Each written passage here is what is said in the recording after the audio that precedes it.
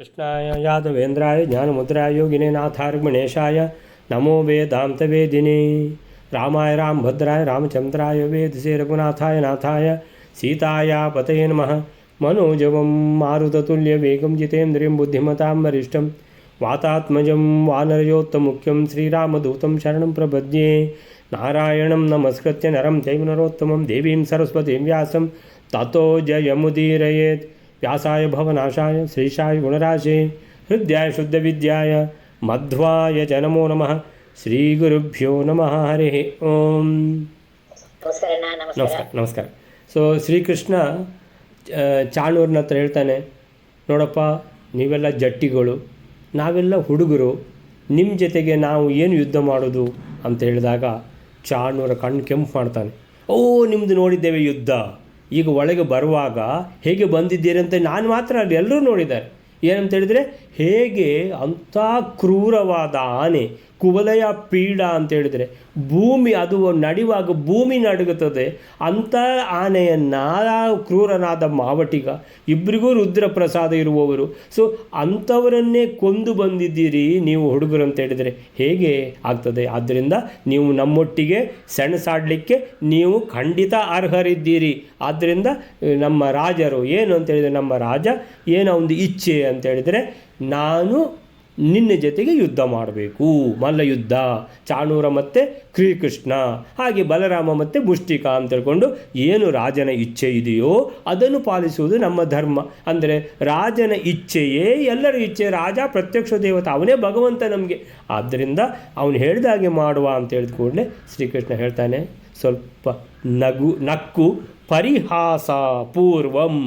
ಪರಿಹಾಸ ಪೂರ್ವಂ ಅಂತೇಳಿದರೆ ಮಂದ ನಗು ಅಂತೇಳಿದರೆ ಅದು ಕೃಷ್ಣಂದು ನಗು. ನೀವು ಆಲೋಚನೆ ಮಾಡಿ, ಕೃಷ್ಣಂದು ನಗು ಅಂದರೆ ಯಾವ ಥರ ಇರ್ಬೋದು ಅಂತ. ಅಂದರೆ ಆ ಕಡೆನೇ ಇರ್ತದೆ, ಅದು ಈ ಕಡೆನೇ ಇರ್ತದೆ ಅಂತೇಳಿದರೆ, ಟೈಮ್ ಮುಗ್ದಿದಲ್ಲ ನಿಂದು, ಆದ್ದರಿಂದ ನಿನ್ನನ್ನು ಕಳಿಸ್ಬೇಕಲ್ವಾ, ಸೊ ನನ್ನ ಹತ್ರನೇ ಯುದ್ಧ ಮಾಡಬೇಕಲ್ಲ ನೀನು, ನಿನ್ನ ನಂತರ ಕಂಸನನ್ನು ಕಳಿಸ್ಬೇಕಲ್ವಾ, ಸರಿ ಏನು ತೊಂದರೆ ಇಲ್ಲ ಅಂತ ನೀನು ಹೇಗೆ ಹೇಳ್ತೀಯೋ ಹಾಗೇ ಆಗಲಿ, ಏವಂ ಭವತು ಅಂತ ಹೇಳಿಬಿಟ್ಟು ಯುದ್ಧ ಶುರುವಾಗ್ತದೆ. ಯುದ್ಧ ಶುರುವಾದರೆ ಕೃಷ್ಣ ಹೇಳಿದ್ದೇನು, ನಾವು ಹುಡುಗರು, ನೀನು ಜಟ್ಟಿ ಅಂತ. ಆ ಜಟ್ಟಿಯನ್ನು ಎತ್ತಿಬಿಟ್ಟು ಉತ್ಕ್ಷಿಪ್ಯ 100 ಸಲ ಶತಶಃ ಉದ್ಭ್ರಾಮ್ಯ. ಅರೆ ದೇವರೇ, ಹುಡುಗ ಎಲ್ಲಿ, ಜಟ್ಟಿಯಲ್ಲಿ? ಆ ಜಟ್ಟಿಯನ್ನು ಈ ಹುಡುಗ ಎತ್ತಿಬಿಟ್ಟು 100 ಸಲ ಸುತ್ತಿಸೋದು ಅಂತ ಹೇಳಿದ್ರೆ ನೀವು ಆಲೋಚನೆ ಮಾಡಿ. ಅದಕ್ಕೆ ಹೇಳ್ತಾರೆ ಮಧ್ವರು, ದುರ್ಧರ ಬಲ, ಭಗವಂತ ಅಲ್ವಾ, ಏನು ಅಚಿಂತ್ಯ ಶಕ್ತಿ. ಆ ಮಗುವಿದ್ದು ಕಾಲಿದ್ದು ಬೆರಳು ತಾಗಿ ಶಕಟಾಸುರ ಹೋಗಿದ್ದಾನೆ ಆಕಾಶಕ್ಕೆ. ಅಂಥದ್ದು ಅಂತ ಹೇಳಿದರೆ ಇದು ನಮಗೆ ನೋಡಲಿಕ್ಕೆ ಮಾತ್ರ ಮಗು, ನಮಗೆ ನೋಡಲಿಕ್ಕೆ ಮಾತ್ರ ಕಿಶೋರ. ಏನು ಕಿಶೋರ ಅಲ್ಲ, ಭಗವಂತ. ಎಂಥ ಶಕ್ತಿ ಅಂತ ಹೇಳಿದರೆ ಅಚಿಂತ್ಯ ಶಕ್ತಿ ಅಂತೇಳಿದರೆ, ಅಂಥ 7 ವರ್ಷದ 8 ವರ್ಷದ ಹುಡುಗ ಆ ಗೋವರ್ಧನ ಪರ್ವತವನ್ನೇ ಎತ್ತಿ ಆ ಕಿರುಬೆರಳಲ್ಲಿ 7 ದಿನ ನಿಲ್ಲಿಸಿದ ಅಂತೇಳಿದರೆ ಎಂಥ ಶಕ್ತಿ ಅಂತೇಳಿದರೆ ಅಚಿಂತ್ಯ ಶಕ್ತಿ. ನಮಗಂತೂ ಅದು ಎಣಿಸಲಿಕ್ಕೆ ಸಾಧ್ಯ ಇಲ್ಲ ರೀ. ಅಂದರೆ ಅಚಿಂತ್ಯ ಶಕ್ತಿ, ನಮ್ಮ ಚಿಂತನೆಗೆ ಎಟುಕದ ಶಕ್ತಿ. ಅಂಥ ಶಕ್ತಿ ಅಂತೇಳಿದರೆ ಭಗವಂತನೊಟ್ಟಿಗೆ ಚಾಣೂರ ಎಷ್ಟೊತ್ತಿಗೆ ಯುದ್ಧ ಮಾಡಲಿಕ್ಕಾಗ್ತದೆ? 48 ನಿಮಿಷ ಭಗವಂತ ಬಿಟ್ಟದ್ರಿಂದ. ಯಾಕಂತೇಳಿದರೆ ಎಲ್ಲರೂ ನೋಡಬೇಕಲ್ವಾ, ಸೊ ನೋಡಲಿಕ್ಕೋಸ್ಕರ 48 ನಿಮಿಷ ಎಲ್ಲ ವರಸೆಗಳನ್ನು ಚಾಣೂರ ತೋರಿಸ್ತಾ ಇದ್ದಾನೆ.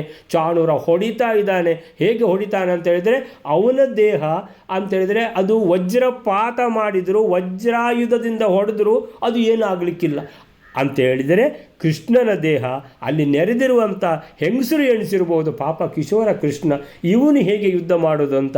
ಆದರೆ ನಿಜವಾಗಿ ಆದರೆ ಭಗವಂತ, ಆ ಭಗವಂತನ ದೇಹಕ್ಕೂ ಕೂಡ ಅದು ವಜ್ರಕಾಯದಿಂದಲೂ ಅತಿಶಯವಾದ ಕಠಿಣತೆ ಭಗವಂತನ ದೇಹದಲ್ಲಿ ಸಹ ಇದೆ.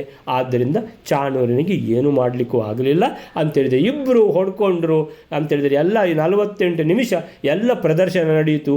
ಎಲ್ಲರ ಕುತೂಹಲ ಏನಾಗ್ತದೆ ಅಂತ ಹೇಳ್ಕೊಂಡು, ಕೆಲವರಿಗೆ ದಿಗಿಲು ಅಂತೇಳಿ ಹೆದರಿಕೆ, ಅಯ್ಯೋ ಪಾಪ ಕೃಷ್ಣ ಅಂತ ಹೇಳ್ಕೊಂಡು ಎಲ್ಲ ಯುದ್ಧವನ್ನು ನೋಡಿದ್ದಾರೆ. 48 ನಿಮಿಷ ಅಂತೇಳಿದರೆ 2 ಗಳಿಗೆ 1 ಮುಹೂರ್ತ ಯುದ್ಧ ನಡೆಯಿತು, ತೋರಿಸಿದ್ದಾರೆ. ಶ್ರೀಕೃಷ್ಣ ಭಗವಂತ ಚಾಣೂರನೊಟ್ಟಿಗೆ ಯುದ್ಧವನ್ನು ತೋರಿಸಿದ್ದಾರೆ. ದ್ವಂದ್ವ ಯುದ್ಧ, ಆ ಕಡೆಯಿಂದ ಬಲರಾಮ ಮುಷ್ಟಿಕ, ಈ ಕಡೆಯಿಂದ ಚಾಣೂರ ಶ್ರೀಕೃಷ್ಣ ಅಂತೇಳಿದರೆ. ಆಮೇಲಿಂದ ಎತ್ತಿ 100 ಸಲ ತಿರುಗಿಸುವಾಗಲೇ ಚಾಣೂರ ಸತ್ತೋಗಿದ್ದಾನೆ. ಆಮೇಲಿಂದ ನೆಲಕ್ಕೆ ಅವನನ್ನು ಅಪ್ಪಳಿಸಿ ತುಳಿದು ಅವನನ್ನು ಕೊಂದು ಹಾಕಿದ್ದಾನೆ ಕೃಷ್ಣ ಅಂತೇಳಿದರೆ. ಅಲ್ಲಿಂದ ಅದೇ ಥರ ಆ ಕಡೆಯಿಂದ ಬಲರಾಮ ತನ್ನ ಮುಷ್ಟಿಯಿಂದ ಹೊಡೆದ ಪೆಟ್ಟು ಯಾರಿಗೆ? ಮುಷ್ಟಿಕಾಸುರನಿಗೆ. ಅವನು ಮುಷ್ಟಿಕಾಸುರ ಮೊದಲು ಹೊಡೆದಿದ್ದಾನೆ, ನಂತರ ಬಲರಾಮ ಹೊಡೆದದ್ದು. ಸೊ ಮುಷ್ಟಿಕಾಸುರ ಹೊಡೆದಾಗ ಬಲರಾಮನಿಗೆ ಏನಾಗಲಿಲ್ಲ. ಸೊ ಬಲರಾಮ ಹೊಡೆದಾಗ ಮುಷ್ಟಿಕಾಸುರ ಸತ್ತೇ ಹೋದ. ಸೊ ಇಬ್ಬರು ಸತ್ತು ಬಿದ್ದರು.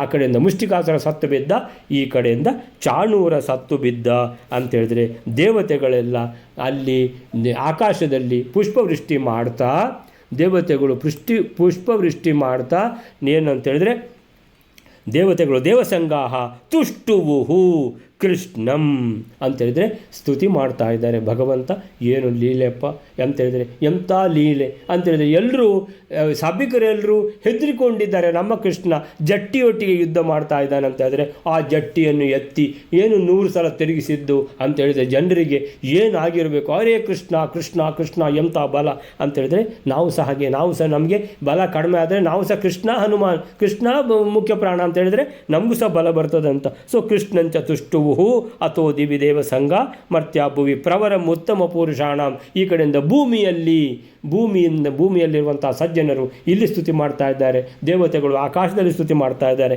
ಸೊ ಈ ಕಡೆಯಿಂದ ಬಲರಾಮ ಮುಷ್ಟಿಕಾಸುರನನ್ನು ಕೊಂದ ಅಂತ ಹೇಳುವಲ್ಲಿಗೆ ನಿನ್ನೆ ಆಗಿದೆ. ಸೊ ಮುಂದಿನ ಶ್ಲೋಕ ವೈಲಾರೆ 122ನೇ ಶ್ಲೋಕ.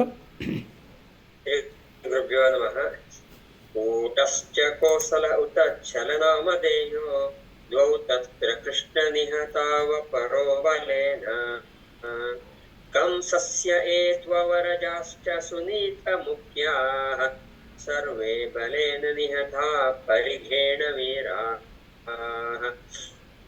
122ನೇ ಶ್ಲೋಕ. ಈ ಮಲ್ಲ ಯುದ್ಧದಲ್ಲಿ ಕೂಟ ಅಂದರೆ ತನ್ನ ಕುಟಲ ವಿದ್ಯೆಯಿಂದ ಮಲ್ಲರನ್ನು ಸೋಲಿಸುತ್ತಿದ್ದವನು ಹಾಗೂ ಕೋಸಲ ಈ ಇಬ್ಬರು ಕೂಡ ಕೃಷ್ಣನಿಂದ ಕೊಲ್ಲಲ್ಪಟ್ಟರು. ಈ ಕಡೆ ಛಲನೆಂದ ಹೆಸರುಳ್ಳ ಇನ್ನೊಬ್ಬ ಮಲ್ಲನು ಬಲರಾಮನಿಂದ ಸಂಹರಿಸಲ್ಪಟ್ಟನು. ಹಾಗೂ ಕಂಸನಿಗೆ ಯಾರ್ಯಾರು ತಮ್ಮಂದಿರಿದ್ದಾರೋ ಆ ಪರಾಕ್ರಮಶಾಲಿಗಳಾದ ಸುನ್ನಿತನೆ ಮೊದಲುಗೊಂಡು ಎಲ್ಲರೂ ಕೂಡ ಬಲರಾಮನಿಂದ ಮುಸಲಾಯುಧದಿಂದ ಸಂಹರಿಸಲ್ಪಟ್ಟರು. ಕೂಟಶ್ಚ ಕೋಸಲ ಉತ ಛಲನಾಮಧೇಯೋ ದ್ವೌ ತತ್ರ ಕೃಷ್ಣ ನಿಹತೌ ಅಪರೋ ಬಲೇನ ಕಂಸಸ್ಯ ಯೇತು ಅವರಜಾಶ್ಚ ಸುನೀತ ಮುಖ್ಯಾಃ ಸರ್ವೇ ಬಲೇನ ನಿಹತಾಃ ಪರಿಘೇಣ ವೀರಾಃ. ಕೂಟಶ್ಚ ಕೋಸಲ ಉತ ಇನ್ನೊಬ್ಬ ಬಂದ ಅಂತೇಳಿದರೆ ಕೂಟ ಅಂತ ಬಂದ ಜಟ್ಟಿ, ಕೋಸಲ ಅಂತ ಇನ್ನೊಬ್ಬ ಬಂದ, ಅದನ್ನು ತೋಷಲ ಅಂತ ಹೇಳ್ತಾರೆ. ಭಾಗವತದಲ್ಲಿ ತೋಷಲ ಅಂತ ಹೇಳಿದ್ದಾರೆ.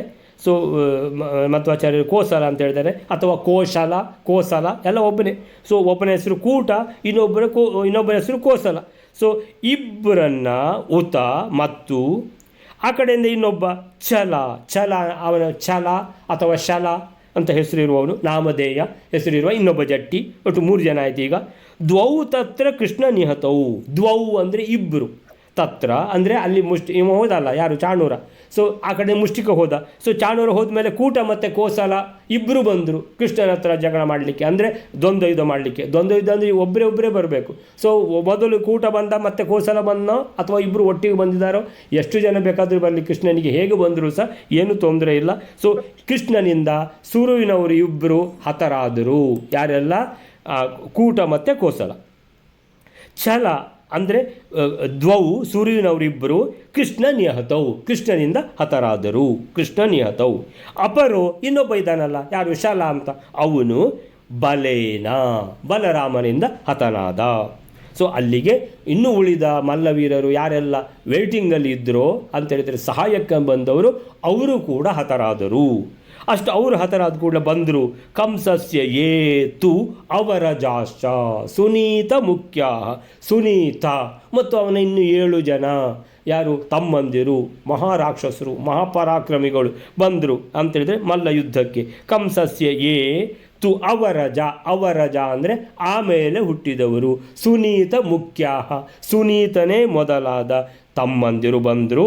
ಸರ್ವೇ ಅಷ್ಟು ಜನ 8 ಜನ ಕೂಡ ಸರ್ವೇ ಬಲೇನ ನಿಹತಾಹ, ಬಲರಾಮ ಒಬ್ಬನೇ ಅಷ್ಟು ಜನರನ್ನು ಕೊಂದುಬಿಟ್ಟ. ಹೇಗೆ? ಪರಿಘೇಣ, ಪರಿಘ ಎನ್ನುವಂಥ ಆಯುಧದಿಂದ. ಸೊ ಈ ಪರಿಘ ಅಂತೇಳಿದರೆ ಕೆಲವರು ಬಲರಾಮ ಆದ್ದರಿಂದ ಅದು ಒಂದು ಬಲರಾಮಂದು ಆಯುಧ ಯಾವುದು? ನೇಗಿಲು. ಸೊ ಆ ನೇಗಿಲಿನಿಂದ ಹೊಡೆದದ್ದು ಮುಸಲಾಯುಧ ಅಂತ. ಇನ್ನು ಕೆಲವರು ಹೇಳ್ತಾರೆ ಇಲ್ಲ, ಅದಕ್ಕೆ ಮುಸಲ ಅಥವಾ ಪರಿಘ ಅಂದರೆ ಒನಕೆ ಅಂತ ಅರ್ಥನೂ ಇದೆ. ಸೊ ಅಂದರೆ ಅಥವಾ ಒಂದೋ ಒನಕೆ ಒಂದೋ ಪರಿಘ ಅಥವಾ ಪಿಕ್ಕಾಸು ಇಲ್ವಾ? ಪಿಕ್ಕಾಸು ಅಂತ ಹೇಳಿದರೆ ಆ ಕಡೆನೂ ಇದೆ ಈ ಕಡೆನೂ ಇದೆ, ಆ ಕಡೆನೂ ಹೊಡಿಬೋದು ಈ ಕಡೆನೂ ಹೊಡಿಬೋದು. ಸೊ ಅತ್ತ ಪಿಕ್ಕಾಸು ಅಂತ ಯಾವುದೋ ಒಂದು ಆಯುಧ, ಪರಿಘ ಅನ್ನುವಂಥ ಆಯುಧ. ಈ ಆಯುಧದಿಂದ ಅಂದರೆ ಪರಿಘವನ್ನು ತಿರುಗಿಸಿ ಏನು ಮಾಡಿದ? ಅಷ್ಟು ಜನರನ್ನು ಕೂಡ 8 ಜನರನ್ನು ಕೂಡ ಬಲರಾಮ ಗೊಂದು ಹಾಕಿದ ಅನ್ನುವಂಥದ್ದು ಬಲರಾಮನ ವಿಶೇಷ ಏನು ಭಗವಂತನ ಏನು ಅನುಗ್ರಹ ಇದೆ. ಸೊ ಅದು ಹೇಳಿದಾರಲ್ಲ ಎಂಥದ್ದು ಅದು ಶುಕ್ಲ ರೂಪದಿಂದ ನಾನು ನಿನ್ನಲ್ಲಿ ಇದೇನಲ್ವಾ ಅಂತ ತಿಳ್ಕೊಂಡು ಕೃಷ್ಣ ಬಲರಾಮನಿಗೆ ಹೇಳಿದ ಕೂಡಲೇ ಬಲರಾಮನಿಗೆ ಅತ್ಯಂತ ಶಕ್ತಿ ಬಂತು ಅಂತ ತಿಳ್ಕೊಂಡು ಮೊದಲು ಹೇಳಿದ್ದಾರೆ. ಸೊ ಆ ರೀತಿಯಲ್ಲಿ ಸೊ ಬಲರಾಮ ಆ 8 ಜನರನ್ನು ಕೊಂದು ಹಾಕಿದ. 122ನೇ ಶ್ಲೋಕ. 122ನೇ ಶ್ಲೋಕಕ್ಕೆ ಏನು ಹೇಳ್ತಾರೆ ಅಂತ ಹೇಳಿದರೆ, ಬಳಿಕ ಅಂತೇಳಿದರೆ ಚಾಣೂರ ಮತ್ತು ಮುಷ್ಟಿಕಾಸುರ ಇಬ್ಬರು ಸತ್ತು ಹೋದ ಮೇಲೆ ಬಳಿಕ ಕೂಟ ಕೋಸಲ ಎಂಬ 2 ಜಟ್ಟಿಗಳನ್ನು ಕೃಷ್ಣನು ಕೊಂದು ಹಾಕಿದ್ದು. ಸೊ ಕೃಷ್ಣೇನ ನಿಹತೌ ಕೃಷ್ಣನಿಂದ ಸಾಯಲ್ಪಟ್ಟರು, ಕೊಲ್ಲಲ್ಪಟ್ಟರು. ಛಲ ಅನ್ನುವಂಥ ಹೆಸರಿನ, ಛಲ ನಾಮಧೇಯ ಅಂದರೆ ಹೆಸರು ಅಂತ. ಸೊ ಛಲ ಅನ್ನುವಂಥ ಹೆಸರಿನ ಕೂಟ ಕೋಸಲ ಅಂತ ಹೆಸರಿನ 2 ಜಟ್ಟಿಗಳನ್ನು ಕೃಷ್ಣ ಕೊಂದು ಹಾಕಿದ. ಛಲ ಅಂತೇಳುವ ಹೆಸರಿನ ಆ ಜಟ್ಟಿಯನ್ನು ಬಲರಾಮನು, ಬಲೇನ ಅಂದರೆ ಬಲರಾಮನಿಂದ, ಆಮೇಲಿಂದ ಬಂದರು ಕಂಸನ ತಮ್ಮಂದಿರು ಸುನೀತ ಮೊದಲಾದ 8 ಜನ ವೀರರು, ಅವರಜ ಅಂತೇಳಿದರೆ ಆಮೇಲೆ ಹುಟ್ಟಿದವರು, ಅವರಜ ಅಥವಾ ನೀಚರಾಗಿ ಹುಟ್ಟಿದವರೇ ನಮ್ಮ ನಂತರ ಹುಟ್ಟಿದವರು ಅಂದರೆ ಅವರಜ ಅಂತ. ಸೊ ಈ ತಮ್ಮಂದಿರು ಕಂಸನ 8 ಜನ ತಮ್ಮಂದಿರು ಸುನೀತ ಮುಖ್ಯ, ಸುನೀತನೇ ಮೊದಲಾದ ಅವರು ಬಲರಾಮನ ಪರಿಘಾಯುಧದಿಂದ ಹತರಾದರು. ಬಲರಾಮನಿಂದ ಪರಿಘಾಯುಧದಿಂದ ಹತರಾದರು. ಅಲ್ಲಿಗೆ 5 ಜನ ಜಟ್ಟಿಗಳು, 2 ಜನ ಮೊದಲು, ಆಮೇಲೆ 3 ಜನ, ಈಗ 5 ಜನ ಜಟ್ಟಿಗಳು, 8 ಜನ ಕಂಸನ ಪರಾಕ್ರಮಿ ತಮ್ಮಂದಿರು, ಅಷ್ಟು ಜನರು ಹತರಾದರು ಅಂತ ಅಲ್ಲಿಗಾಗಿದೆ. 123ನೇ ಶ್ಲೋಕ ಮೇಲೆ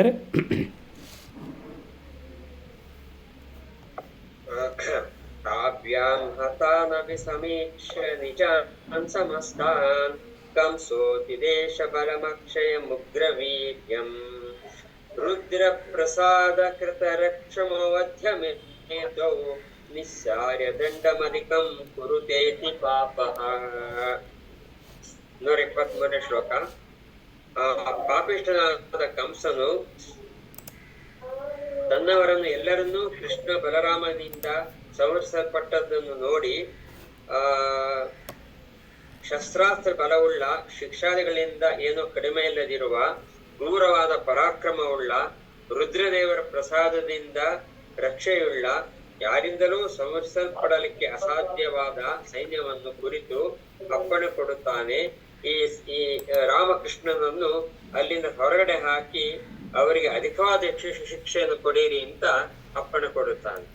ತಾಭ್ಯಾಂ ಹತಾನ್ ಅಭಿಸಮೀಕ್ಷ್ಯ ನಿಜಾನ್ ಸಮಸ್ತಾನ್ ಕಂಸೋದಿದೇಶ ಬಲಮಕ್ಷಯಮುಗ್ರವೀರ್ಯಂ ರುದ್ರಪ್ರಸಾದ ಕೃತರಕ್ಷಂ ಅವಧ್ಯಮೇನೋ ನಿಸ್ಸಾರ್ಯ ದಂಡಮಧಿಕಂ ಕುರುತೇತಿ ಪಾಪಃ. ತಾಭ್ಯಾಂ ಹತಾನ್, ತಾಭ್ಯಾಮ್ ಅಂದರೆ ಇವರಿಬ್ಬರಿಂದ, ಕೃಷ್ಣ ಬಲರಾಮರಿಂದ ಇಬ್ಬರಿಂದ, ತಾಭ್ಯಾಮ್ ತೌ ಅಂತ ಹೇಳಿದರೆ ಹೇಗೆ ಇಬ್ಬರೋ ಹಾಗೆ ತಾಭ್ಯಾಮ್ ಅಂತ ಹೇಳಿದರೆ ಅವರಿಬ್ಬರಿಂದ, ತಾಭ್ಯಾಮ್ ತೇಭ್ಯ ಅಂತೇಳಿದರೆ ತುಂಬ ಜನರಿದ್ದರೆ ಅವರೆಲ್ಲರಿಂದ, ಅದು ತೇಭ್ಯ. ತಾಭ್ಯಾಮ್ ಅಂತ ಹೇಳಿದರೆ ಆಭ್ಯಾಮ್. ಸೊ ಎಲ್ಲಿ ಭ್ಯಾಮ್ ಅಂತ ಬರ್ತದ ಅದು ದ್ವಿವಚನ ಅಂತ ಹೆಸರು. ಸೊ ಇವರಿಬ್ಬರಿಂದ ತಾಭ್ಯಾಮ್.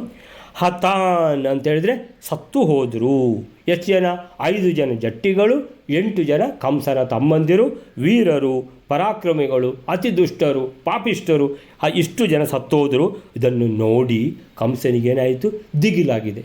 ಅಂಥೇಳಿದರೆ ಇಲ್ಲಿ ಚಪ್ಪಾಳೆ ಹೊಡಿತಾನೆ ಇದ್ದಾರೆ, ಇಲ್ಲಿ ಕುಳಿದು ಕುಪ್ಪಳಿಸ್ತಾ ಇದ್ದಾರೆ ಅಂಥೇಳಿದರೆ ಎಲ್ಲರೂ ಕೃಷ್ಣ ಬಲರಾಮರಿಗೆ ಹುರಿದುಂಬಿಸ್ತಾ ಇದ್ದಾರೆ. ಅಂದರೆ ಕಂಸನಿಗೆ ಜೀವನೇ ಹೋಗ್ತಾ ಇದೆ. ಸೊ ಏನಂತೇಳಿದರೆ ಎಲ್ಲ ಸಭಿಕರು ಕೂಡ, ಪ್ರಜೆಗಳು ಕೂಡ ಕಂಸನ ಎಂತೇಳಿದರೆ ವಿರುದ್ಧ ಆಗಿದ್ದಾರೆ, ಅದು ತಿಳ್ಕೊಂಡಿದ್ದಾನೆ ಕಂಸ. ಸೊ ಎಲ್ಲ ಕಡೆಯಿಂದಲೂ ಕಂಸನಿಗೆ ಮೃತ್ಯು ಬರ್ತಾ ಇದೆ. ಸೊ ತಾಭ್ಯಾಮ್ ಹತಾನ್ ಅಭಿಸಮೀಕ್ಷ, ಇದನ್ನು ನೋಡಿದ್ದಾನೆ. ಅಂದರೆ ಸಮೀಕ್ಷೆ ಅಂತೇಳಿದ್ರು ಸಾಕು, ಈಕ್ಷಾ ಅಂತೇಳಿದ್ರು ಸಾಕು, ಅಂದರೆ ನೋಡಿದ್ದಾನೆ ಅಂತ. ಈಕ್ಷಾ ಅಂದರೆ ಸರಿಯಾಗಿ ನೋಡಿದ್ದಾನ ಅಂತ. ಆಮೇಲಿಂದ ಅಭಿಸಮೀಕ್ಷ, ಅಭಿ ಅಂತ ಹೇಳಿದ್ರೆ ಅಂದರೆ ಕಂಸ ನೋಡಿದಲ್ಲ, ಯಾರು? ರಾಜ ಅಲ್ಲ, ರಾಜ ಪ್ರತ್ಯಕ್ಷ ದೇವತ, ಅಂದರೆ ಅದು ದೊಡ್ಡ ಸಂಗತಿ ಯಾವ ನೋಡಿದ್ದಾನೆ ಅಂತೇಳಿದರೆ ಅಭಿಸಮೀಕ್ಷ. ಕಂಸ ಇದನ್ನೆಲ್ಲ ನೋಡಿ ಏನಾಗಿದೆ? ಇಡೀ ಹುಡುಗಿ ಒಂದು ಬಲ ಎಲ್ಲ ಹುಡುಗಿ ಹೋಗಿದೆ ಕಂಸನದ್ದು ಅಂತೇಳಿದರೆ. ಎಲ್ಲಿ ನೋಡಿದರೂ ಕೃಷ್ಣ ಅಂತ ಹೇಳ್ಕೊಂಡು ಎಲ್ಲಿ ಶುರುವಾಗಿದೆ ಇದು ಅಂತೇಳಿದರೆ, ಇದು ಯಾವಾಗ ಇದು ಶಿವಧನುಸ್ಸು ಮುರಿತೋ ಕಂಸನಿಗೆ ಎಲ್ಲಿ ನೋಡಿದರೂ ಕೃಷ್ಣನೇ, ಎಲ್ಲಿ ನೋಡಿದರೂ ಕೃಷ್ಣನೇ, ಎಲ್ಲಿ ನೋಡಿದ್ರು, ಈಚೆ ನೋಡಿದ್ರು, ಆಚೆ ನೋಡಿದ್ರು, ಎಲ್ಲಿ ಹೋದರು ಅಲ್ಲಿ ಬಂದರು ಕೃಷ್ಣ ಬಂದ, ಅಯ್ಯೋ ನನ್ನನ್ನು ಕೊಂದ, ನನ್ನನ್ನು ಮುರಿದ, ನನ್ನ ಕೈ ಮುರಿದ, ಕಾಲು ಮುರಿದ ಅಂದರೆ ಇದೇ ಅವನಿಗೆ ಅಂತೇಳಿದರೆ ಪೂರ್ತಿ ಕೃಷ್ಣ ಧ್ಯಾನದಲ್ಲಿ, ದ್ವೇಷದಲ್ಲಿ ಧ್ಯಾನ ಅಂತ ಹೆಸರು ಇದಕ್ಕೆ. ಕೃಷ್ಣ ದ್ವೇಷದಲ್ಲಿ ಕೃಷ್ಣ ಧ್ಯಾನ ಮಾಡ್ತಾ ಇದ್ದಾನೆ ಕಂಸ. ಸೊ ಅಭಿಸಮೀಕ್ಷ ನೋಡಿದ್ದಾನೆ. 5 ಜನ ಜಟ್ಟಿಗಳು ಹೋದರು, 8 ಜನ ತನ್ನ ತಮ್ಮಂದಿರು ಹೋಗಿದ್ದಾರೆ, ಅವರನ್ನು ಈ ಕೃಷ್ಣ ಬಲರಾಮರು ಕೊಂದಿದ್ದಾರೆ. ನಿಜಾನ್ ಸಮಸ್ತಾನ್, ನಿಜಾನ್ ಅಂತೇಳಿದರೆ ತಮ್ಮ ಎಲ್ಲ ದೊಡ್ಡ ದೊಡ್ಡ ವೀರರು, ಸಮಸ್ತಾನ್ ಅಷ್ಟು ಜನ ಮಲ್ಲ ಯುದ್ಧಕ್ಕೆ ಸಂಬಂಧಪಟ್ಟ ಎಲ್ಲ ವೀರರು ಕೂಡ ಹೋದರು, ಕೊಲ್ಲಲ್ಪಟ್ಟರು, ಸತ್ತೋದರು. ನಿಜಾನ್ ನಮ್ಮವರು, ಸಮಸ್ತಾನ್ ಎಲ್ಲರೂ ಕೂಡ 13 ಜನ ಹೋದರು. ಕಂಸ ದಿದೇಶ, ಕಂಸ ಏನು ಮಾಡ್ತಾನೆ? ಬಹಳ ಕೋಪದಿಂದ, ಕೋಪೋದ್ರೇಕದಿಂದ, ಇಲ್ಲಿ ಎಲ್ಲ ರಂಗಸ್ಥಳದಲ್ಲಿ ಎಲ್ಲ ಸಭಿಕರು ಎಲ್ಲ ಹರ್ಷೋದ್ರೇಕದಲ್ಲಿ ಇದ್ದರೆ ಕಂಸನಿಗೆ ಕೋಪೋದ್ರೇಕ ಆಗಿದೆ. ಕೋಪ ಉದ್ರೇಕದಿಂದ ಏನಾಗಿದ್ದಾನೆ? ದಿದೇಶ, ಆದೇಶ ಕೊಟ್ಟ. ಏನಂತ? ಯಾರಿಗೆ ಕೊಟ್ಟ? ಬಲಂ ಅಕ್ಷಯಂ ಉಗ್ರವೀರ್ಯಂ, ತನ್ನಲ್ಲಿ ಬಲ ಇದೆ, ಸೈನ್ಯ 20 ಅಕ್ಷೋಹಿಣಿ ಸೈನ್ಯ ಇದೆ. ಬಲಂ ಅಕ್ಷಯಂ, ಯಾರಿಂದಲೂ ಇದನ್ನು ಬೇಗನೆ ಸಫಾಯಿ ಮಾಡಲಿಕ್ಕೆ ಸಾಧ್ಯ ಇಲ್ಲ. 20 ಅಕ್ಷೋಹಿಣಿ ಸಾಮಾನ್ಯ ಅಲ್ಲ ಇದು. ಬಲಂ ಅಕ್ಷಯಂ ಉಗ್ರವೀರ್ಯಂ, ಉಗ್ರವೀರ್ಯಂ ಅಂತೇಳಿದರೆ ಮಹಾಬಲಿಷ್ಠವಾದ ಎಲ್ಲ ರೀತಿಯ ಆಯುಧಗಳಿಂದ ಕೂಡಿದ ಎಲ್ಲ ರೀತಿಯ. ಆಮೇಲೆ ರುದ್ರಪ್ರಸಾದ ಕೃತಂ, ಕೃತ ರಕ್ಷ್ಯಂ, ರುದ್ರಪ್ರಸಾದದಿಂದ ರಕ್ಷಿತವಾಗಿರುವಂಥ ಸೇನೆ. ಇವನು ಮಾತ್ರ ರಕ್ಷಿತ ಅಲ್ಲ, ಆ ಇಡೀ ಸೇನೆ ಕೂಡ ರುದ್ರಪ್ರಸಾದದಿಂದ ರಕ್ಷಿತವಾಗಿದೆ. ಅಂಥ ಸೇನೆಯಿಂದ ಒಡಗೂಡಿದ ಯಾರು? ಇವನು ಕಂಸ ಹೇಳಿದ ಎಲ್ಲ ರೆಡಿಯಾಗಿ. ರುದ್ರಪ್ರಸಾದ ಕೃತ ರಕ್ಷಂ ಅವಧ್ಯಮೇನ, ಅವಧ್ಯಮೇನ ಅಂತೇಳಿದರೆ ಯಾರಿಂದಲೂ ಸೋಲಿಸಲಿಕ್ಕೆ ಸಾಧ್ಯವಾಗದೇ ಇರುವಂತಹ ಸೈನ್ಯ ಇದೆ ಅಂತಹ ಉಗ್ರವೀರ್ಯಂ ಅಕ್ಷಯಂ, ಇದನ್ನು ನಾಶ ಮಾಡಲಿಕ್ಕೆ ಸಾಧ್ಯ ಇಲ್ಲ. ಅಕ್ಷಯಂ ಉಗ್ರವೀರ್ಯಂ ಬಲಂ, 20 ಅಕ್ಷೋಹಿಣಿ ಸೈನ್ಯ. ಇದನ್ನು ಏನು ಮಾಡಿದ? ನಿಸ್ಸಾರ್ಯ, ಬನ್ನಿ ಎಲ್ಲ ರೆಡಿಯಾಗಿ ಆಯುಧ ಹಿಡ್ಕೊಳ್ಳಿ. ನಿಸ್ಸಾರ್ಯ ದಂಡಂ ಅಧಿಕಂ ಕುರುತೇತಿ ಪಾಪ. ನಿಸ್ಸಾರ್ಯ ಅಂತೇಳಿದರೆ ಈ 2 ಜನ ರಾಮಕೃಷ್ಣರನ್ನು ನಿಸ್ಸಾರ್ಯ ಅಂತೇಳಿದರೆ ಈ ಪರ್ವತದಲ್ಲೆಲ್ಲ ಉಜ ಬರುವುದಿಲ್ವ ಅಂತೇಳಿದರೆ, ನದಿ ಹುಟ್ಟುವುದಿಲ್ವ, ಅದಕ್ಕೆ ಹೆಸರು ನಿಸ್ಸರತಿ ಅಂತ. ಮೆಲ್ಲ ಹೊರಗೆ ಬರೋದು ಅಂತೇಳಿದರೆ ಸೈನ್ಯಕ್ಕೆ ಆರ್ಡರ್ ಕೊಡ್ತಾನೆ. ಏನಂತೇಳಿದರೆ ಈ ಕೃಷ್ಣ ಬಲರಾಮರನ್ನು ಹೊರಗೆ ಅಟ್ಟಿ ಅಂತ. ಸೊ ನಿಸ್ಸಾರ್ಯ, ಅವರನ್ನು ಹೊರಗೆ ಅಟ್ಟಿ ಅಂತೇಳಿದರೆ ಇಬ್ಬರನ್ನು ಹೊರಗೆ ಹಾಕಿ ಆಮೇಲಿಂದ ದಂಡಂ ಅಧಿಕಂ ಕುರುತ, ಅಧಿಕವಾದ ದಂಡ ಅಂದರೆ ಆ ಕೃಷ್ಣ ಬಲರಾಮರಿಗೆ ಸರಿಯಾದ ಶಿಕ್ಷೆ ಕೊಡಿ ಅಂತ ಹೇಳಿದ್ರೆ ಎಲ್ಲ ಒಟ್ಟಾಗಿ ಇಬ್ಬರನ್ನೇ ಹೊಡೆದು ಬಿಡಿ.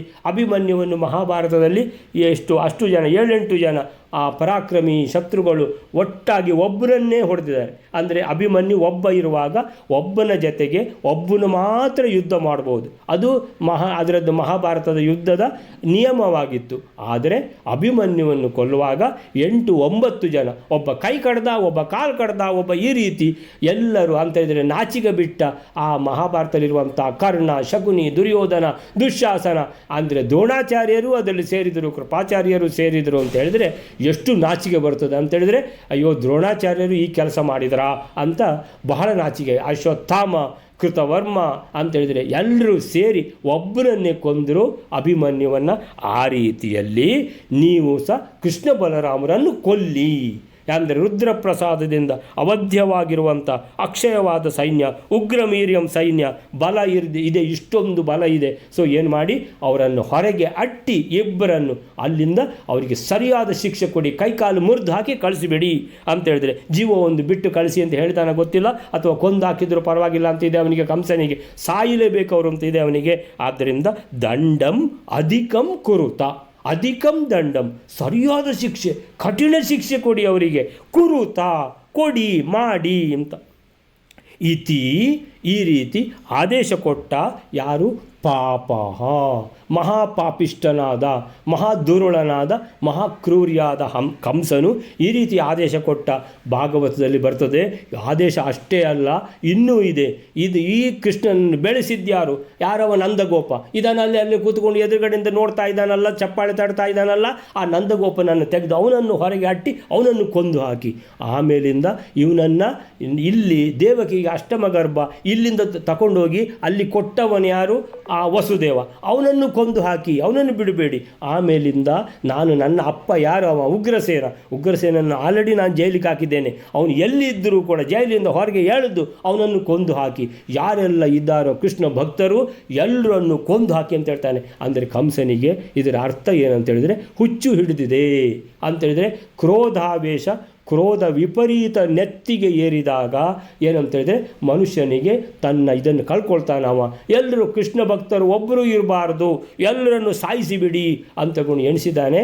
ಈಗ ಇವರಿಂದ ಆಗ್ತದೆ ಅಂತ ಎಣಿಸಿದ್ದಾನೆ ಸಾಯಿಸಲಿಕ್ಕೆ. ಸೊ ಎಂಥ ಒಂದು ಹುಚ್ಚು ಹಿಡಿದಿದೆ. 123ನೇ ಶ್ಲೋಕ, 123ನೇ ಶ್ಲೋಕಕ್ಕೆ ಏನು ಹೇಳ್ತಾರೆ ಅಂತ ಹೇಳಿದರೆ, ಅವರಿಬ್ಬರಿಂದ ತಾಭ್ಯಾಂ, ಕೃಷ್ಣ ಬಲರಾಮರಿಂದ, ನಿಜಾನ್ ಸಮಸ್ತಾನ್, ತನ್ನವರೆಲ್ಲ, ಸಮಸ್ತಾನ್ ನಿಜಾನ್, ತನ್ನವರು ಎಲ್ಲ, ಸಮಸ್ತಾನ್ ಏನಾಗಿದ್ದಾರೆ? ಹತಾನ್, ಹತರಾದದ್ದನ್ನು ಕಂಡು, ಅಭಿಸಮೀಕ್ಷ ಕಂಡು, ಪಾಪಿಯಾದ ಪಾಪಃ ಕಂಸಃ ದಿದೇಶ, ಆದೇಶ ಕೊಟ್ಟ. ದಿದೇಶ ಅಂದರೆ ಆದೇಶ ಕೊಟ್ಟ ಅಂತ ಹೇಳೋದಕ್ಕೆ ಭೂತಕಾಲದ ಶಬ್ದ ದಿದೇಶ. ಬಲಂ ಅಕ್ಷಯಂ, ಯಾವುದಕ್ಕೆ ಆದೇಶ ಕೊಟ್ಟ ಅಂದರೆ ತನ್ನ ಸೈನ್ಯಕ್ಕೆ. ಎಂಥ ಸೈನ್ಯ ಅಂತೇಳಿದರೆ ನಾಶ ಇಲ್ಲದ್ದು, ಅಕ್ಷಯಂ ಬಹಳ ಬಲಿಷ್ಠವಾದದ್ದು, ಬಲಂ. ಆಮೇಲಿಂದ ಉಗ್ರವೀರ್ಯಂ, ಉಗ್ರವೀರ್ಯದಿಂದ ಕೂಡಿದ ಸೈನ್ಯ. ಅದು ಅಷ್ಟು ಸಾಕಾಗದಿದ್ದಕ್ಕೆ ರುದ್ರಪ್ರಸಾದ ಕೃತ ರಕ್ಷ, ರುದ್ರದೇವರ ಅನುಗ್ರಹದಿಂದ ರಕ್ಷಣೆ ಹೊಂದಿದ ತನ್ನ ಅವಧ್ಯಮೇತವು ಇಂಥ ಅವಧ್ಯವಾದ ಯಾವುದು ಈ ಸೈನ್ಯಕ್ಕೆ ಆರ್ಡರ್ ಕೊಟ್ಟ. ಏನಂತ ಹೇಳಿದ್ರೆ, ನಿಸ್ಸಾರ್ಯ, ಅವರನ್ನು ಹೊರಗೆ ಅಟ್ಟಿ ಇಬ್ಬರನ್ನು, ಅಧಿಕಂ ದಂಡಂ ಕುರುತ, ಇವರಿಬ್ಬರನ್ನು ಹೊರಗೆ ಹಾಕಿ ಬಹಳವಾಗಿ ದಂಡಿಸಿರಿ ಅಂತ ಆದೇಶ ನೀಡಿ ಕಳುಹಿಸಿದ ಅಂತ ಹೇಳುವಲ್ಲಿಗೆ ಈ 123ನೇ ಶ್ಲೋಕ ಆಯಿತು. 124ನೇ ಶ್ಲೋಕವೇನಾರೆ, ಶ್ರುತ್ವೈವ ರಾಜವಚನಂ ಬಲಮಕ್ಷಯಂ ತದ್ ಅಕ್ಷೌಹಿಣೀ ದಶಕಯುಗ್ಮಂ ಅನಂತವೀರ್ಯಂ ಕೃಷ್ಣಂ ಚಕಾರ ವಿವಿಧಾಸ್ತ್ರಧರಂ ಸ್ವಕೋಷ್ಠೆ ಸಿಂಹಂ ಯಥಾ ಜಲಸೃಗಾಲ ಬಲಂ ಸಮೇತಂ. 124ನೇ ಶ್ಲೋಕ.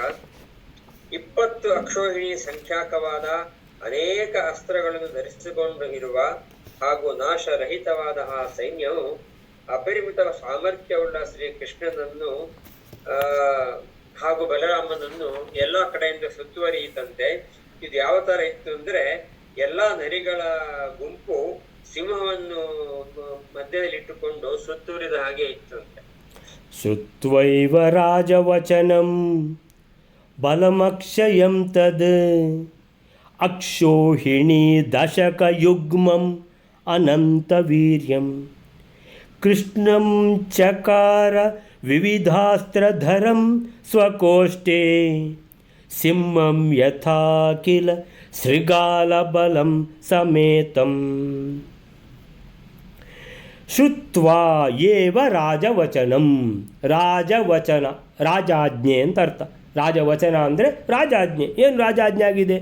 ಅವರನ್ನು ಹೊರಗೆ ದಬ್ಬಿ, ಯಾರನ್ನು? ಕೃಷ್ಣ ಬಲರಾಮರನ್ನು.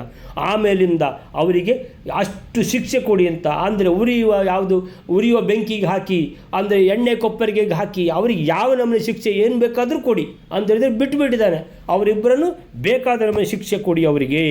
ಆಮೇಲಿಂದ ಎಲ್ಲ ಅವರಿಗೆ ಸಂಬಂಧದವರು ಯಾರಿದ್ದಾರೆ ಎಲ್ಲರನ್ನು ಕೊಂದು ಹಾಕಿ ಅಂತ ಹೇಳಿದ.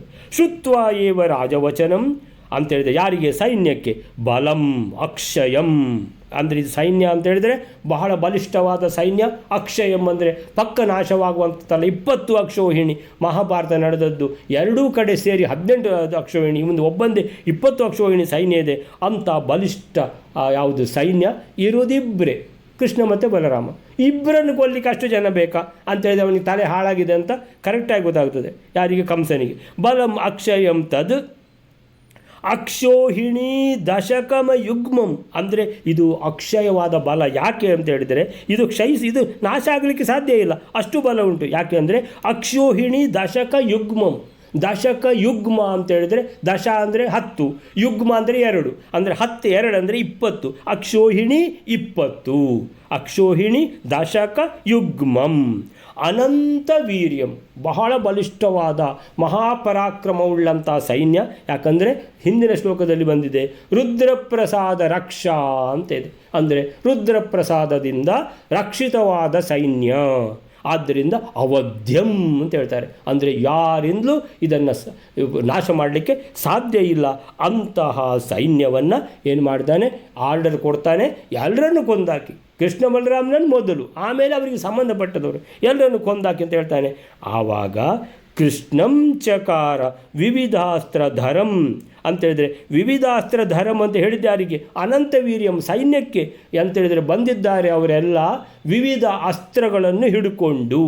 ವಿವಿಧಾಸ್ತ್ರಧರಂ ಆದರೆ ಕೃಷ್ಣ ಬಲರಾಮರ ಹತ್ರ ಆ 2 ದಂತ ಹಿಡ್ಕೊಂಡು ಒಳಗೆ ಹೋಗಿದ್ದಾರೆ. ಆ ದಂತ ಇರಬೇಕು, ಬೇರೆ ಏನಿಲ್ಲ ಅವರ ಹತ್ರ. ಸೊ ಕೃಷ್ಣಂ ಚಕಾರ ವಿವಿಧಾಸ್ತ್ರಧರಂ ಅಂತ ಹೇಳಿದರೆ ಈ ಸೈನ್ಯ ವಿವಿಧಾಸ್ತ್ರವನ್ನು ಹಿಡ್ಕೊಂಡಿದ್ದಾರೆ. ಸ್ವಕೋಷ್ಠೆ ಕೃಷ್ಣಂ ಚಕಾರ. ಕೃಷ್ಣಂ ಅಂದರೆ ಕೃಷ್ಣನನ್ನು ಈ ಸೈನ್ಯ, ಚಕಾರ ಅಂದರೆ ಮಾಡಿತು. ಏನು ಮಾಡಿತು ಅಂತೇಳಿದರೆ ಸ್ವಕೋಷ್ಠೆ ಅಂದರೆ ತನ್ನ ಒಳಗೆ ಇದ್ದಿ ನೀನು. ಅಂದರೆ ತನ್ನ ಒಳಗೆ ನೀವಿಬ್ಬರಿದ್ದೀರಿ ಅಂತ ಹೇಳಿದರೆ ಕೃಷ್ಣ ಬಲರಾಮರನ್ನು ಸುತ್ತುಗಟ್ಟಿದ್ದಾರೆ ಈ ಸೈನ್ಯ ಅಂತ. ಅಂದರೆ ಐಡಿಯಾ ಅಭಿಮನ್ಯುದ್ದೇ ಐಡಿಯಾ, ಹಾಗೆ ಮಾಡಬೇಕಂತ. ಸ್ವಕೋಷ್ಠೆ ಅಂತ ಹೇಳಿದರೆ ಕೋಣೆ ಒಳಗಿದ್ದ ಹಾಗೆ. ಕೋಣೆ ಒಳಗಿದ್ದ ಹಾಗೆ ಅಂತ ಹೇಳಿದರೆ ಕೋಣೆ ಯಾವುದು ಅಂತ ಹೇಳಿದರೆ ಸೈನ್ಯವೇ ಕೋಣೆ, ಸುತ್ತ ಸೈನ್ಯ, ಮಧ್ಯದಲ್ಲಿ ಕೃಷ್ಣ ಬಲರಾಮರು. ಆ ರೀತಿ ಮಾಡಿಬಿಡ್ತು ಇವರನ್ನು ಅಂತೇಳಿದರೆ ಇದಕ್ಕೆ ಹೇಳ್ತಾರೆ ಮಧ್ವರು. ಇವರು ಮಾಡಿದ್ದೇನಂತ ಹೇಳಿದರೆ ಸಿಂಹಂ ಯಥಾ ಕಿಲ ಶೃಗಾಲ ಬಲಂ ಸಮೇತಂ. ಮಧ್ಯದಲ್ಲಿ ಸಿಂಹ, ಸುತ್ತ ಶೃಗಾಲ ಅಂದರೆ ನರಿಗಳು. ಸೊ ಈ ನರಿಗಳ ಹಿಂಡು ಯಾವ ರೀತಿ ಎಲ್ಲ ಒಟ್ಟಿಗೆ ಸೇರಿ ಮಧ್ಯದಲ್ಲಿ ಸಿಂಹ ಬಿಡ್ತದ ನರಿಗಳು ಅಷ್ಟು ಜನ ಒಟ್ಟಾದರೂ ಕೂಡ ಆ ನರಿಗಳನ್ನು ಅದು ಹೇಗೆ ಸಫಾಯಿ ಮಾಡಿ ಅದನ್ನು ಪುಡಿ ಮಾಡ್ತದೋ ಆ ರೀತಿಯಲ್ಲಿ ಇವರು ತಿಳ್ಕೊಂಡಿದ್ದಾರೆ ಇದು ಸಿಂಹ, ಇದೆಲ್ಲ ಬಾಕಿದೆಲ್ಲ ನರಿಗಳು ಅಲ್ಲ. ನರಿಗಳಿಗಿಂತಲೂ ಜಾಸ್ತಿ ಇರುವೆಗಳು ಅಂತ ಹೇಳ್ಬೋದು. ಯಾಕಂತ ಹೇಳಿದರೆ ಅಚಿಂತ್ಯ ಶಕ್ತಿ ಇರುವಂಥ ಭಗವಂತನ ಎದುರುಗಡೆ ಇವೆಲ್ಲ ಇರುವೆಗಳಿಗಿಂತಲೂ ಕಡಿಮೆ. ಸೊ ಅಂಥ ಶಕ್ತಿ ಇದೆ ಭಗವಂತನಲ್ಲಿ. ಇವರ ಶಕ್ತಿ ಇದ್ದರೆ ಯಾಕಂತ ಹೇಳಿದರೆ ರುದ್ರದೇವರ ಏನಾದರೂ ರಕ್ಷಣೆ ಇರುವಂಥದ್ದಲ್ಲ. ರುದ್ರದೇವರಿಂದ ಮೇಲೆ ವಾಯುದೇವರು, ಬ್ರಹ್ಮದೇವರು ಅವರ ಮೇಲೆ ಇರುವಂಥ ಲಕ್ಷ್ಮೀದೇವಿಯಿಂದ ಮೇಲೆ ಇರುವಂಥ ಭಗವಂತ, ಸರ್ವೋತ್ತಮನಾದ ಸರ್ವಶಕ್ತನಾದ ಭಗವಂತನ ಎದುರುಗಡೆ ಯಾರೂ ಇಲ್ಲ. ಆದ ಕಾರಣ ಸಿಂಹಕ್ಕೆ ನರಿಗಳ ಹಿಂಡು ಹೇಗೆ ಹೆದರಿಸ್ತಾ ಇದ್ದಾವೋ ಅದಕ್ಕೆ ಲೆಕ್ಕ ಇದೆಯಾ ಸಿಂಹಕ್ಕೆ? ಆ ರೀತಿಯಲ್ಲಿ ಕೃಷ್ಣ ಬಲರಾಮರನ್ನು ಇಡೀ ಇವನ ಸೈನ್ಯ ಸುತ್ತುವರೆದಿದೆ ಅಂತ ಹೇಳ್ತಾರೆ. ಸೊ ಈ ರೀತಿಯಲ್ಲಿ ಕೃಷ್ಣಂ ಚಕಾರ ವಿವಿಧ ಅಸ್ತ್ರಧರಂ, ಎಲ್ಲ ಒಂದೊಂದು ಅಸ್ತ್ರ ಇಟ್ಕೊಂಡಿದ್ದಾರೆ. ಒಬ್ಬ ಕತ್ತಿ ಇಟ್ಕೊಂಡ್ರೆ ಇನ್ನೊಬ್ಬ ತಳವಾರು ಇಟ್ಕೊಂಡಿದ್ದಾನೆ ಅಂತ ಹೇಳಿದರೆ, ಒಬ್ಬ ಕತ್ತಿಯಿಂದ ಹೊಡೆದ್ರೆ ಇನ್ನೊಬ್ಬ ತಳವಾರಿಂದ ಹೊಡೆಯುವುದು ಅಂತ. ಸೊ ಕೃಷ್ಣಂ ಚಕಾರ ಸ್ವಕೋಷ್ಠೆ ಅಂತ ಹೇಳಿದರೆ ಎಲ್ಲ ಸುತ್ತುವರೆದಿದ್ದಾರೆ, ಕೋಣೆ ಮಾಡಿದ್ದಾರೆ. ಕೋಣೆ ಒಳಗೆ ಯಾರಿದ್ದಾರೆ? ಕೃಷ್ಣ ಬಲರಾಮ್ ನಿಲ್ಲಿಸಿದ್ದಾರೆ. ಯಥಾ ಹೇಗೆ ಅಂತ ಹೇಳಿದರೆ, ಸಿಂಹಕ್ಕೆ ನರಿಗಳೆಲ್ಲ ಸುತ್ತುವರೆದರೆ ಯಾವ ಥರ ಆಗ್ತದೆ? ಸಿಂಹವನ್ನು ಕೊಲ್ಲಿಕ್ಕೆ ಅವುಗಳಿಂದ ಆಗ್ತದ ಅಂತ ಹೇಳಿದರೆ, ಸಿಂಹ ಒಂದು ಸಲ ಹುಂಕಾರ ಗರ್ಜನೆ ಮಾಡಿದರೆ ನರಿಗಳು ಓಡಿ ಕಂಗಾಲಾಗಿ ಬಿಡ್ತವೆ. ಆ ಥರ ಅಂತ ಹೇಳ್ತಾ ಇದ್ದಾರೆ ಮಧ್ವಾಚಾರ್ಯರು. 224ನೇ ಶ್ಲೋಕಕ್ಕೆ, ರಾಜಾಜ್ಞೆಯನ್ನು ಕೇಳುತ್ತಲೇ ರಾಜವಚನಂ ಶ್ರುತ್ವಾ ಏವ, ಶ್ರುತ್ವಾ ಕೇಳಿದ ಕೂಡಲೇ ನಾಶ ಇಲ್ಲದ ಅಕ್ಷಯಂ, ಆ 20 ಅಕ್ಷೋಹಿಣಿ ಸೇನೆ ಅಂತೇಳಿದರೆ ಬಲಂ 20 ಅಂತೇಳಿದರೆ ದಶಕ ಯುಗ್ಮಂ, ಅಕ್ಷೋಹಿಣಿ ಅಂದರೆ ಅಕ್ಷೋಹಿಣಿ ಅಂದರೆ 20 ಅಕ್ಷೋಹಿಣಿ ಬಲಂ ಅಕ್ಷಯಂ, ವಿವಿಧ ಅಸ್ತ್ರಗಳನ್ನು ಧರಿಸಿ ವಿವಿಧಾಸ್ತ್ರಧರಂ, ಅನಂತ ಶಕ್ತಿಯನ್ನು ಹೊಂದಿದ. ಇಲ್ಲಿ ಅನಂತ ಶಕ್ತಿಯನ್ನು ಹೊಂದಿದ ಅಂತ ಹೊರಡಿದೆ. ಯಾವುದದು? ಅನಂತ ಶಕ್ತಿಯನ್ನು ಹೊಂದಿದ. ಕೃಷ್ಣಂ ಚಕಾರ ಬಲಂ ಅಕ್ಷಯಂ ರಾಜವಚನಂ ವಿವಿಧಾಸ್ತ್ರಧರಂ ಸ್ವಕೋಷ್ಠೆ ಸಿಂಹಂ ಯಥಾ ಅಖಿಲ ಶೃಗಾಲ ಬಲಂ ಸಮೇತತ್ ಅನಂತ ವೀರ್ಯಂ. ಸೊ ಎಲ್ಲಿ ಅದು? ರಾಜವಚನಂ ಶ್ರುತ್ವ ವಿವಿಧಾಸ್ತ್ರಧರಂ ಅಕ್ಷಯಂ ಅಲ್ವಾ? ಸೊ ಅಕ್ಷೋಹಿಣಿ ಸಮೇತವಾದ, ಸೊ ಅನಂತ ಅಪರಿಮಿತ ಪರಾಕ್ರಮವುಳ್ಳ ಅನಂತ ವೀರ್ಯಂ ಅಂತ ಹೇಳಿದರೆ ಆ ಕಡೆನೂ ಹೇಳಲಿಕ್ಕಾಗ್ತದೆ. ಯಾವುದು? ಅನಂತ ವೀರ್ಯಂ ಅಂತ ಹೇಳಿದರೆ 20 ಅಕ್ಷೋಹಿಣಿ ಅವರ ಬಲಕ್ಕೆ ಅನಂತ ವೀರ್ಯಂ ಅಂತ ಹೇಳಲಿಕ್ಕಾಗ್ತದೆ. ಕೃಷ್ಣನಿಗೂ ಹೇಳಲಿಕ್ಕಾಗ್ತದೆ. ಸೊ ಇವರು ಏನು ಮಾಡಿದ್ದಾರೆ? ಕೃಷ್ಣನಿಗೆ ಹೇಳಿದ್ದಾರೆ, ಅನಂತ ವೀರ್ಯ ಇರುವಂತಹ ಅಚಿಂತ್ಯ ಶಕ್ತಿ ಇರುವಂತಹ ಭಗವಂತನಿಗೆ ಈ ಸಿಂಹಕ್ಕೆ ನರಿಗಳು ಹೇಗೋ ಅಂತ ಹೇಳಿದರೆ ಏನು ಹೇಳ್ತಾರೆ? ಸೊ ರಾಜಾಜ್ಞೆಯನ್ನು ಕೇಳುತ್ತಲೇ ನಾಶ ಇಲ್ಲದ ಆ 20 ಅಕ್ಷೋಹಿಣಿ ಸೇನೆ ವಿವಿಧ ಅಸ್ತ್ರಗಳನ್ನು ಧರಿಸಿ ಅನಂತ ಶಕ್ತಿಯನ್ನು ಹೊಂದಿದ ಕೃಷ್ಣನನ್ನು, ಅನಂತ ವೀರ್ಯಂ ಕೃಷ್ಣಂ ಏನು ಮಾಡಿತು? ಸ್ವಕೋಷ್ಠೆ ಚಕಾರ ಅಂತೇಳಿದರೆ ಕೃಷ್ಣನನ್ನು ಸುತ್ತುಗಟ್ಟಿ ನಿಂತಿತು. ಕೋಷ್ಠೆ ಅಂದರೆ ಕೋಣೆ ಅಂತೇಳಿದರೆ ಕೋಣೆ ಮಾಡಿಬಿಡ್ತು. ಮಧ್ಯದಲ್ಲಿ ಕೋಣೆಯಲ್ಲಿ ಯಾರಿದ್ದಾರೆ? ಆ ಬಲರಾಮ ಮತ್ತು ಕೃಷ್ಣ. ಸೊ ಏನು ಮಾಡ್ತಾರೆ? ಈಗ ಕೊಂದು ಹಾಕಬೇಕು ಅಂದ್ಕೊಂಡು. ಯಾವ ಥರ ಅಂತೇಳಿದರೆ, ನರಿಗಳ ಸೇನೆಯೆಲ್ಲ ಒಟ್ಟಾಗಿ ಸಿಂಹವನ್ನು, ಸಿಂಹ ಅಂತೇಳಿದರೆ ಸಿಂಹಂ ಯಥಾ ಅಖಿಲ ಶೃಗಾಲ ಬಲಂ, ಅಖಿಲ ಅಂತೇಳಿದರೆ ಎಲ್ಲ, ಶೃಗಾಲ ಅಂದರೆ ನರಿಗಳು, ಬಲ ಅಂತೇಳಿದರೆ ಸಮೇತಂ ಅಂದರೆ ಒಟ್ಟಾಗಿ ಎಲ್ಲ ನರಿಗಳು ಸಿಂಹವನ್ನು, ಅಖಿಲ ಶೃಗಾಲ ಬಲಂ ಸಮೇತಂ ಸಿಂಹಂ, ಮಧ್ಯದಲ್ಲಿ ಸಿಂಹ, ಉಳಿದ ಅಂದರೆ ಸುತ್ತು ನರಿಗಳು ಮಾಡಿದರೆ ಆ ಸಿಂಹವನ್ನು ಏನಾದರೂ ಮಾಡಲಿಕ್ಕೆ ಆಗುತ್ತೋ ಅದಕ್ಕೆ ಹೇಳಿದ್ದಾರೆ ಕಿಲ ಅಂತ ಹೇಳಿದ್ದಾರೆ. ಏನು ಮಾಡಲಿಕ್ಕೆ? ನರಿಗಳು ಎಣಿಸಿದ್ದಾವೆ, ನಾವೀಗ ಸಿಂಹವನ್ನು ಕೊಂದು ಬಿಡ್ತೇವೆ ಅಂತ. ಸಿಂಹ ಗರ್ಜಿಸಿದ ಕೂಡಲೇ ನರಿಗಳು ಓಡ್ತವೆ. ಸೊ ಇಂಥ ಪರಿಸ್ಥಿತಿ ಅಂತೇಳಿದರೆ ಈ ರೀತಿ ಕಂಸ ಹುಚ್ಚುಕಟ್ಟಿದ್ದಾನೆ, ಅಂದರೆ ಕ್ರೋಧಾವೇಶದಲ್ಲಿ ಆರ್ಡರ್ ಕೊಟ್ಟಿದ್ದಾನೆ. ಈ ಥರ ಕೃಷ್ಣ ಬಲರಾಮರನ್ನು ಹೊರಗೆ ದಬ್ಬಿ ಕೊಂದು ಹಾಕಿ ಅಂತ ಏನಾಗ್ತದೆ ಅಂತ ಆಮೇಲೆ ನಾಳೆ ನೋಡುವ. ಶ್ರೀಕೃಷ್ಣ ಅರ್ಪಣ ಮಸ್ತು.